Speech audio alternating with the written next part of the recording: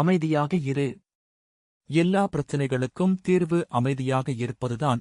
கடவுளுக்கு தொண்டு செய்ய இதைவிட சிறந்த அனுபவம் வேறில்லை. கடவுள் யாரையும் தண்டிக்க மாட்டார். அவர் அன்பே உருவானவர். கடவுள் உன்னிடம் எதிர்பார்ப்பது உழைப்பு ஒன்றுதான்.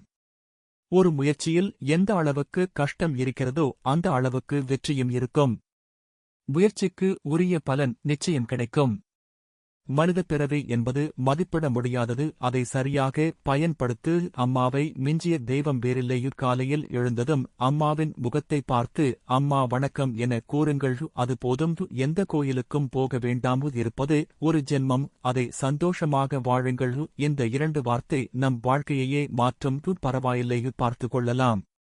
குடும்பத்தில் மூத்தவனாக பிறந்த பிள்ளை கூட பிறந்த தம்பி தங்கைக்கு அண்ணன் இல்லை அப்பாவாக இருக்க வேண்டும். ஆனால் பல குடும்பங்களில் பிறந்த இளையவர்களுக்கு அந்த பாக்கியம் கிடைப்பதில்லை. தனக்காக வாழாமல் பொறுப்பை உணர்ந்து வலிகளை ஏற்று கடமையை சுமந்து குடும்பத்திற்காகவே வாழும் மூத்த பிள்ளைகளும் உள்ளனர். எனவே எந்த சூழ்நிலையிலும் அமைதியை காத்து வெற்றி படிகளில் அடி எடுத்து வைத்து சந்தோஷமாக வாழ்வாங்க.